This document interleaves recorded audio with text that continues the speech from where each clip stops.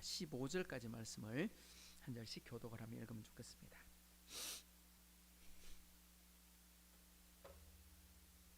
77편 10절에서 15절까지 말씀 찾으셔서 한 절씩 교독하겠습니다.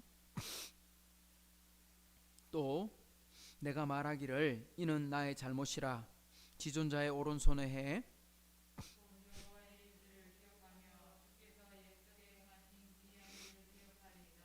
또 주의 모든 일을 작은 소리로 읊조리며 주의 행사를 낮은 소리로 되뇌이리이다.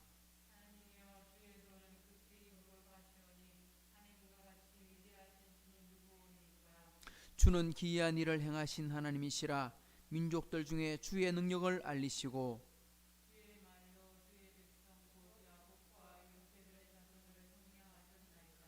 아멘. 다음 주에 마지막 절 보겠습니다. 우리 시편 77편 말씀은 시기는 정확하게는 알 수는 없지만 대충 우리가 계산해 볼 때 아삽과 여두둔의 시대에 맞춰진 노래가 아닐까 이렇게 추측하기도 하고, 어떤 분들은 포로로 잡혀간 땅에서 쓴 시다 이렇게 보는 분들도 있습니다. 정확한 시기는 알 수 없기 때문에 시기는 문제를 제쳐놓고 이런 환난과 어려움, 쉽게 말하면 우리가 살아가는 동안 예수 믿다 만나는 어려움을 만날 때 우리가 어떤 태도를 취해야 될 것인가 하는 그런 이야기로 다뤄져 있다. 오늘 77편을 잘 읽어보면 네 번의 셀라가 나온다. 셀라.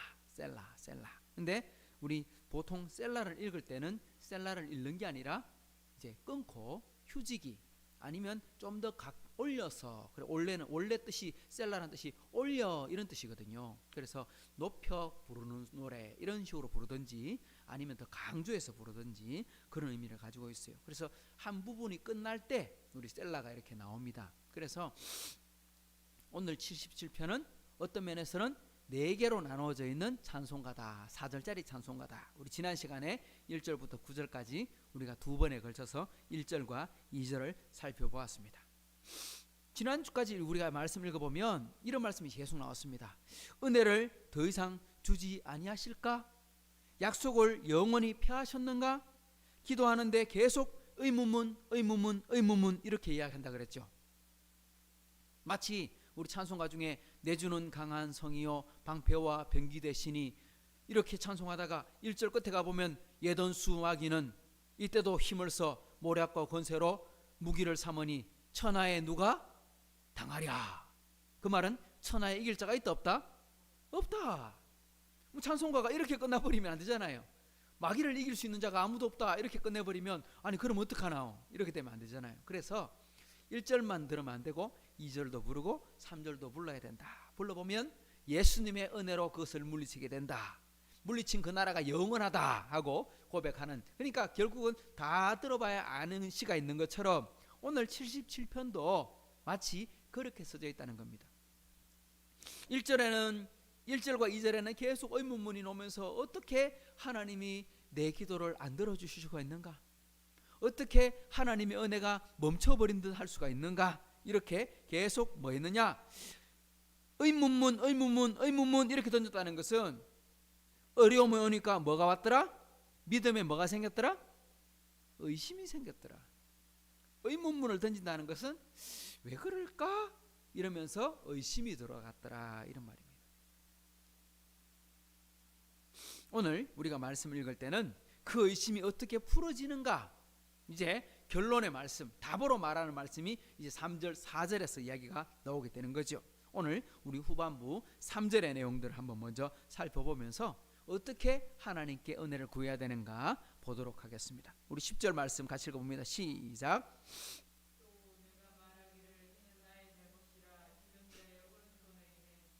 이렇게 딱 끝나버렸어요.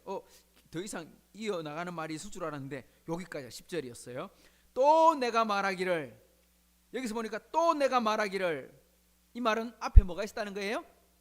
앞에 내용이 있었다는 거죠. 앞에 내용이 뭐가 있었는데요. 9절에 보니까 하나님이 그가 베푸실 은혜를 잊으셨는가? 노하심으로 그가 베푸실 긍휼을 거두셨는가 하였나이다.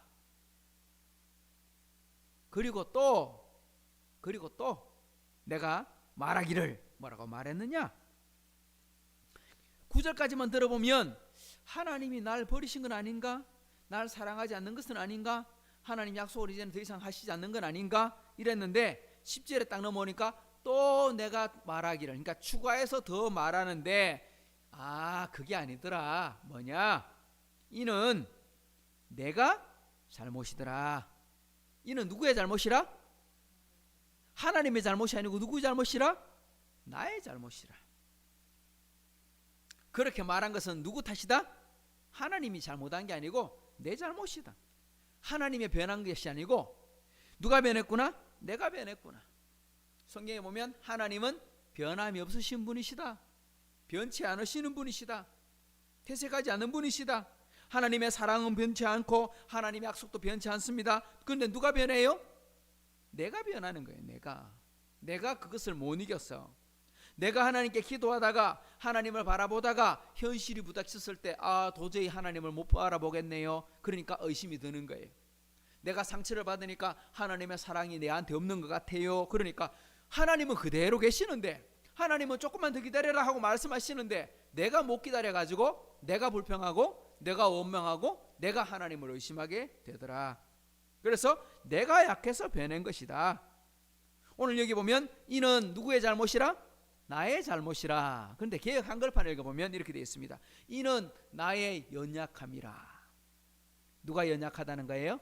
내가 연약하다. 내가 뭐가 연약하다? 내 믿음이 약하고 내 의지가 약하고 내 지혜가 부족하고 그래서 그런 실수를 하더라, 이 말입니다. 그러면 이 시인의 하나님은 어디 계십니까? 내가 잘못 알았습니다, 하나님. 내가 약해서 착각했습니다, 하나님. 그런데 하나님 어디 계십니까? 하나님 어디 계신다고 말합니까? 한번 따라합시다. 지존자의 오른손에 해. 지존자, 하나님은 능력이신 분, 최고이신 분, 지존자, 자존자, 능력자, 이 말이 똑같은 말이거든요. 근데 그 지존자의 어느 손? 오른손. 오른손은 무슨 손? 능력의 손, 권능의 손. 그 베냐민하고 말할 때 능력의 아들, 이런 뜻인 것처럼. 근데 여기 보면 지존자의 오른손에 해. 왼손도 아닌 오른손, 그죠? 그런데 능력의 손, 그런데 오른손에 무슨 해? 오른손에 해. 이때 해는 무슨 해? 이때 해는 뭘 가리킬까요? 해와 달, 그때 말할 때 해를 말할까요? 아니면 1년, 2년 하고 말할 때 그 해를 말할까요? 여기서 말하고 있는 해는요, 바로 해와 달과 말하는 게 아니라 1년, 2년, 년을 말할 때 우리가 무슨 해 하고 말할 때 그때 해를 말하는 거예요. 그러니까 하나님의 능력이 나타났던 그때. 그러면 그때가 언젠데? 바로 앞에 5절에 보면 이렇게 말씀합니다. 내가 옛날 곧 지나간 세월을 생각하여 싸우며. 개인적인 은혜를 받았던 그때도 있었습니다. 그러나 여기서 시인은 이스라엘 온 민족이 하나님의 능력의 오른손을 경험한 그때, 여러분 하나님의 능력을 체험했던 그때가 언제입니까? 하나님의 능력을 우리가 체험했던 때가 언제입니까? 우리 개인적으로도 있습니다만 이스라엘 민족이 하나님의 권능의 손으로 그러니까 쌓임받고 하나님의 인도하심을 받고 살았던 그 해가 있습니다. 그때가 언제입니까?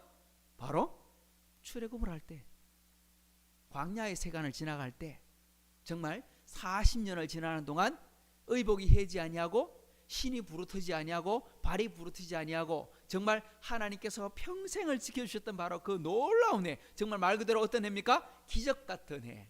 그건 기적이죠, 기적. 농사를 짓는 게 있나요? 장사를 하는 게 있나요? 먹을 게 있는 게 있나요? 사람들이 구한 게 아니었어요. 그런데 40년 동안 광야 생활하면서 농사 한번 짓지 못했고 한번 전쟁 한번 제대로 치른 적이 없는데도 하나님께서 그들에게 먹을 것을 제공해 주셨어요. 마실 것을 주셨어요. 매일매일 만나를 주시고 매일매일 물을 주시고 그렇게 살게 만들어 주셨어요. 바로 기적 같은 그 해에 그것을 기억해라. 그게 11절부터 나오는 것입니다. 자, 11절 읽어봅시다. 시작. 곧 여호와의 일들을 기억하며 주께서 옛적에 행하신 기이한 일을 기억하리이다.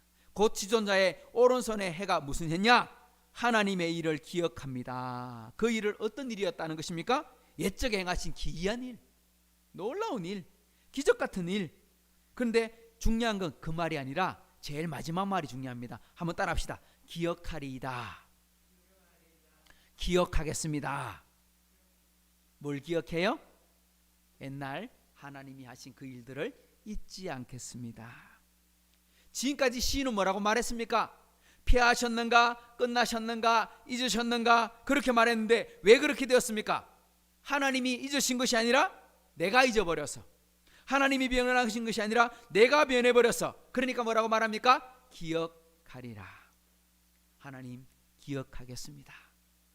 내가 잊어버려서 하나님을 의심했습니다. 내가 연약해서 하나님을 견고히 믿지 못했습니다. 하나님, 이제 다시 하나님을 믿겠습니다. 다시 하나님을 기억하겠습니다. 믿음을 지속할 수 있는 것은 하나님이 행하신 일들을 기억할 때 믿음을 지속할 수 있는 것입니다. 또 한 가지는, 자, 믿음은 하나님이 하신 일들을 바라볼 때 지속하는 것입니다. 또 한 가지는 하나님의 약속을 계속 보고 나아가는 것입니다. 하나님의 약속이 무엇이냐? 자, 12절을 읽어봅니다. 시작. 또 주의 모든 일을 작은 소리로 읊조리며 주의 행사를 낮은 소리로 되뇌이리이다. 여기 보면 작은 소리로 읊조린다, 낮은 소리로 되뇌인다. 이걸 다른 말로 하면 뭐가 될까요? 작은 소리로 되뇌이고 낮은 소리로 읊조린다. 다른 말로 하면 이걸 뭐라고 말할까요? 한 단어로 말하면 이걸 뭐라고 하느냐? 묵상, 이렇게 말하는 겁니다. 묵상. 하나님의 말씀을 되새긴다. 하나님의 말씀을 기억한다. 그런데 그걸 작은 소리로, 쉽게 말하면 내가 들을 수 있을 만한 소리로 하나님께 나아간다. 개혁한 걸 보면 읊조린다 하지 않고 묵상한다, 이렇게 되어 있어요. 무엇을 묵상하느냐? 주님의 모든 일, 주님의 행사를 묵상한다. 여기서 말하는 하나님이 해주셨던 모든 일들을 묵상하는 것이 되겠지만, 정확하게 말한다면요, 하나님이 보여주신 약속을 묵상하라, 이런 뜻입니다. 하나님이 보여주신 약속을 묵상한다는 말은 다르게 말하면 뭐가 됩니까? 하나님의 약속의 말씀을 묵상한다, 이런 뜻이 되는 겁니다. 우리 다른 성경 한 군데만 찾아볼까요? 전도서 7장 14절. 전도서 7장 14절 한 절만 더 찾아볼까요?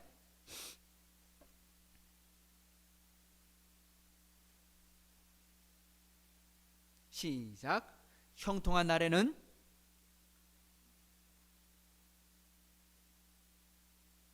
시작.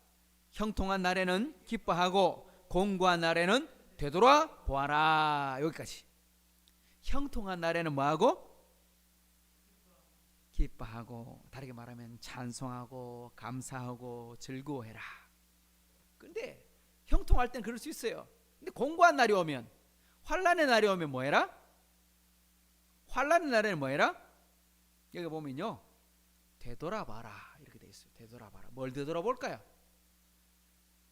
뭘 되돌아볼까? 왜 이런 어려움이 왔을까? 할 때 그래, 뭘 되돌아봐야 될까요?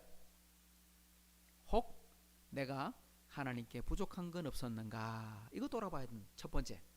두 번째는 하나님이 왜 이런 일들을 내게 허락하셨는가? 하나님의 뜻이 무엇인가를 찾아봐야 돼.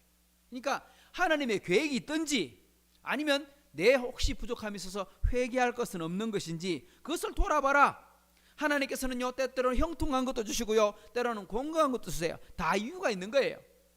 왜 그런 것을 주셨을까? 이유가 뭘까? 뒤에 말씀 읽어봅시다. 왜 그런 걸 주셨을까? 시작. 이 두 가지를 하나님이 병행하게 하사 사람이 그의 장래일을 능히 헤아려 알지 못하게 하셨느니라. 왜 이 두 가지를 계속 주셨는가? 두 가지를 병행했다. 때로는 형통도 주시고 때로는 공고도 주시는데, 어떤 사람은 이렇잖아요. 형통하고 형통할 수도 있지만, 어떤 사람은 공고하고 공고할 수도 있고요. 어떤 사람은 형통할 때도 있고 공고할 때도 있고 형통할 때도 공고할 때도 있는데, 어떤 사람에게는 계속 형통을 줄 때도 있고, 어떤 사람은 형통하면 줬다가 공고 이럴 수도 있잖아요. 왜 그래 주세요? 근데 여기 보면 사람이 장래일을 능히 알지 못하게 주셨다. 깨닫지 못하게 주셨다. 뭐하라고? 자신하지 말라고. 형통하다, 잘됐다 그러면 앞으로도 계속 형통할 것인가? 아니, 그건 알 수 없는 거야. 또 내가 공고한 일을 만났다, 계속 공고할 거냐? 그것도 알 수 없는 거야. 우리 그걸 궁금하니까 사람들이 어떻게 합니까? 그게 궁금한 기라. 원래 들어가고 나는 어떻게 살아야 되는가 궁금하니까 누구 찾아갑니까? 점쟁이를 찾아가기도 하고 사주팔자를 보기도 하고 관상을 보기도 하고 막 그러잖아요. 그거 다 하나님이 싫어하는 일들이죠.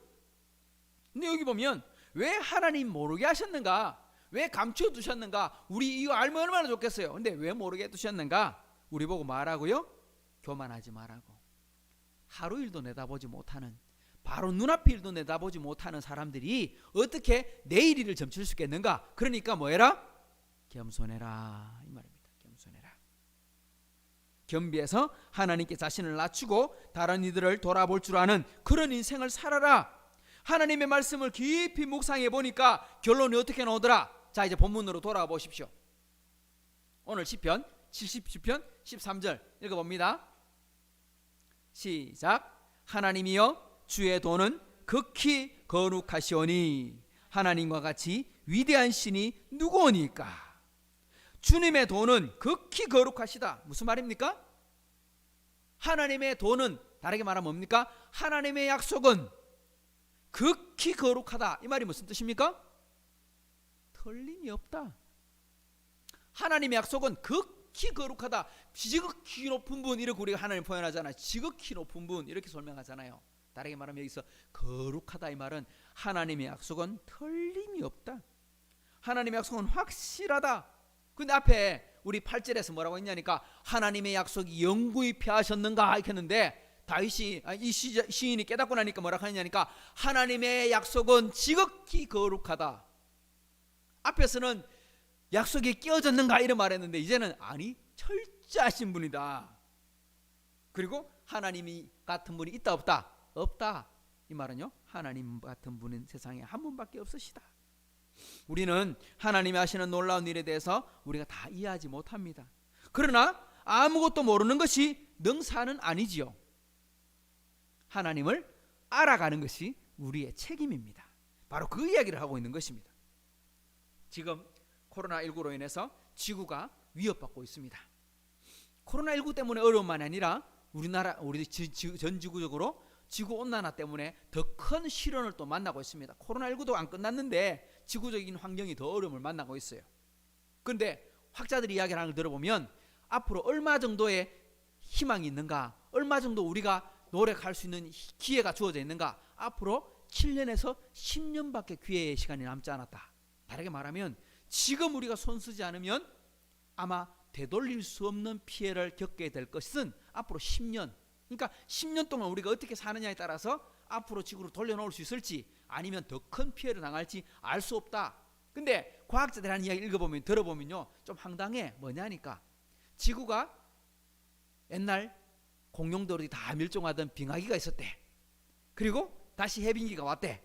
또 빙하기가 왔대. 또 해빙기가 왔대. 그렇게 얼어 죽고 살고 하다가 지금 우리가 살고 있대. 그럼 그때 다 죽었어야지. 어디서 또 사람들이 또 나와. 근데 나왔대. 어쨌든. 그런데 지금 이렇게 심각한 빙하기가 오고 있는데 저는 그 이야기를 들으면서요, 아, 우리 예수 믿는 과학자들이 이걸 분명히 좀 알아야 되겠구나. 이거 알아내는 책임이 주어져 있구나. 기상학자들 중에 예수 믿는 사람들이 나와야 되겠구나. 지구과학자들 중에 하나님 믿는 사람이 나와야 되겠구나. 분명 지구온난화가 문제지만, 그죠? 지구가 힘들어하는 게 많은 이야기지만 예수 잘 믿는 과학자들이 성경 말씀을 깊이 묵상하고 진짜 그런가? 진짜 바른 진리가 어디 있는가? 이걸 찾아가는, 이게 뭡니까? 답을 알아가는 거예요. 답을 알아가는 거. 그러니까 아무것도 모르는 게 능사가 아니고 하나님이 왜 그런 일들을 주셨는가, 놀라운 일을 알아가는 것이 우리에게 숙제다. 자, 14절 봅시다. 14절 뭐라고 말합니까? 그 이야기가 나옵니다. 시작. 기이한 일을 행하신 하나님이시라. 민족들 중에 주의 능력을 알리시고. 하나님 어떤 일을 행하셨다고요?